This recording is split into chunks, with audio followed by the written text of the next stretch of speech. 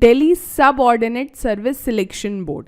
Basically ये एक ऐसी संस्थान है जो दिल्ली में हो रहे जितने भी एग्ज़ाम्स हैं, चाहे वो दिल्ली के सरकारी स्कूलों के लिए हो या दिल्ली के किसी सरकारी दफ्तर के लिए हो बेसिकली, तो उनके जितने भी कॉम्पिटिटिव एग्जामिनेशन होते हैं ना, उसे DSSB ही कंडक्ट करती है। अगर मैं दिल्ली की चर्चा करूं तो दिल्ली के जैसे गुरु गोविंद सिंह इंद्रप्रस्थ यूनिवर्सिटी है, IP यूनिवर्सिटी, तो IP यूनिवर्सिटी के किसी सरकारी कॉलेज में किसी तरीके की अगर नीड है, वहाँ पे चाहे असिस्टेंट की नीड है या टाइपिस्ट की नीड है, तो वो जो एग्जामिनेशन होगा ना वो DSSB ही कंडक्ट करेगी। क्यों करेगी? क्योंकि दिल्ली गवर्नमेंट में इनकी डायरेक्ट रिक्रूटमेंट होती है और दिल्ली गवर्नमेंट में होने वाले जितनी भी रिक्रूटमेंट है उसके लिए जो कॉम्पिटिटिव लेवल की एग्जामिनेशन होती है उसे DSSB कंडक्ट करती है। तो अगर मैं दिल्ली के सरकारी नौकरी की बात करूँ तो जो मेजर सरकारी नौकरी आती है वो आती है सरकारी टीचर की वैकेंसी। तो DSSB दिल्ली के जितने भी सरकारी स्कूल हैं उसमें जितनी भी टीचिंग पोस्ट है सबके लिए DSSB अपना एग्जामिनेशन रिक्रूटमेंट के लिए कंडक्ट करेगी। लेकिन क्या सरकारी स्कूलों के लिए सिर्फ और सिर्फ टीचर्स की ज़रूरत है? नहीं, कहीं ना कहीं नॉन टीचिंग पोस्ट की भी आवश्यकता होती है, चाहे वो जूनियर असिस्टेंट हो, चाहे वो टाइपिस्ट हो, चाहे वो हॉस्टल वार्डन हो सकता है कुछ ऐसे स्कूल्स हो जो कि हॉस्टल भी प्रोवाइड करते हैं, हो सकता है कुछ स्कूल्स में टाइपिस्ट की आवश्यकता पड़े कुछ नोटिस वगैरह टाइप करने के लिए, हो सकता है कि स्कूल और प्रिंसिपल के बीच की जो कम्युनिकेशन है ना उससे स्मूथ बनाने के लिए असिस्टेंट की आवश्यकता पड़े। तो मैं आपको बताती हूँ कि किस तरीके से नॉन टीचिंग पोस्ट की ना वैकेंसीज आती है। जैसे कि आप देखोगे यहाँ पे दिल्ली सब ऑर्डिनेट सर्विस सिलेक्शन बोर्ड, यहाँ पे एप्लीकेशन इन्वाइट करिए उन एलिजिबल कैंडिडेट्स के लिए जो कि लोअर डिवीजन क्लर्क बन सकते हैं, वेरियस डिपार्टमेंट में जूनियर असिस्टेंट की जो पोस्ट होती है, स्टेनोग्राफर की जो पोस्ट होती है, या फिर मैं चर्चा करूँ असिस्टेंट ग्रेड 1 की जो आवश्यकता होती है। इस तरीके से ना वेरियस डिपार्टमेंट में नॉन टीचिंग पोस्ट की आवश्यकता पड़ती रहती है दिल्ली में भी।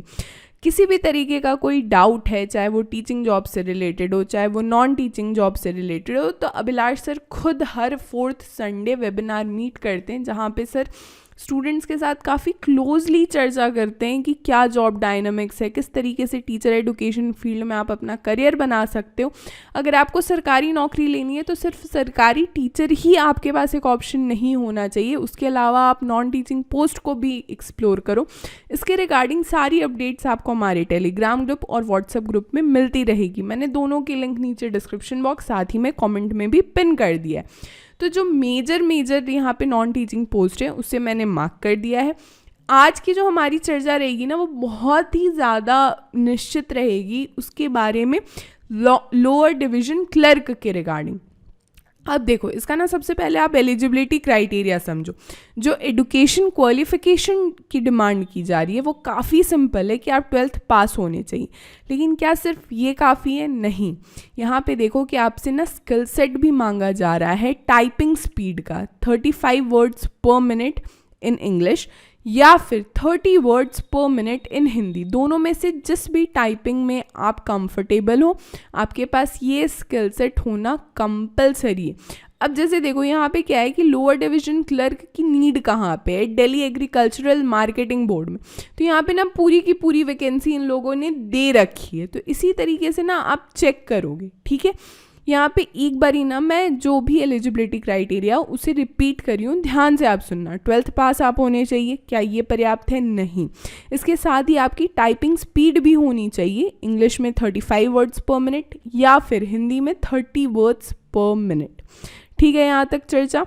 इसके अलावा इसका पेपर कैसे होगा? कॉम्पिटिटिव लेवल पे इसके एग्जामिनेशन कंडक्ट होते हैं दिल्ली में, जिसका जो नंबर होता है वो होता है टोटल 200 नंबर का, यानी 200 मार्क्स के आपके पेपर होंगे जो पहले आपके एग्जामिनेशन को क्वालिफाई करना होगा। जिसमें क्या आएगा? जनरल अवेयरनेस आएगा, जिसमें इंक्लूडेड रहेगा polity, history, economics, general awareness जो आसपास करंट अफेयर्स चल रही है।